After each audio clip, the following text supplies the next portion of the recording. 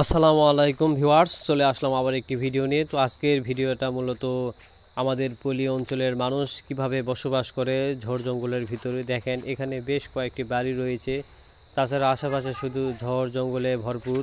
তো এদিকে বিশেষ করে মশা মাছি এবং সাপ পোকামাকড়ের অনেক ভয় রয়েছে, কারণ এখানে মানে ঝড় জঙ্গলে একটু বেশি থাকার কারণে খুব সমস্যা। আর বিশেষ করে মাগরিবের পরে এইদিকে বাহিরে বের হওয়াই যায় না, কারণ চারিদিকে শুধু ঝড় জঙ্গলে ভরা।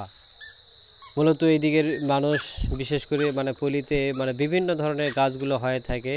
আপনারা এইদিকে যতই পরিষ্কার পরিচ্ছন্নতা রাখেন, দেখবেন যে এক সপ্তাহ পর আবার গাছ নিচ থেকে হওয়া শুরু করবে। তো এই জন্য আর কি এইদিকে গাছ গাছালি সব সময় থাকেই।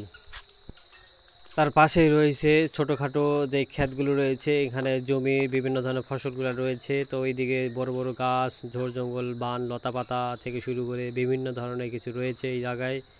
তো যেহেতু সন্ধ্যার সময় মাগরিবের কিছু আগ মুহূর্ত এই জায়গায় আসলাম, বেশ ভালোই লাগতেছে। তবে যারা নতুন বিভিন্ন জায়গা থেকে যারা পল্লীতে আসে, তাদের কাছে বেশ ভালো লাগবে একটা মুহূর্ত আর কি। চারদিকে বিশেষ করে একটা বিষয় কি, যে গরমের সময় বেশ ভালো লাগে, কারণ অনেক গাছের নিচে বা সব জায়গাতেই ঠান্ডা ঠান্ডা একটা আবহাওয়া থাকে বা ভালো লাগে, অনেক রেস্ট নেওয়া যায়, বিশ্রাম করা যায়, সব দিক দিয়ে আর কি অনেক সুযোগ সুবিধা রয়েছে।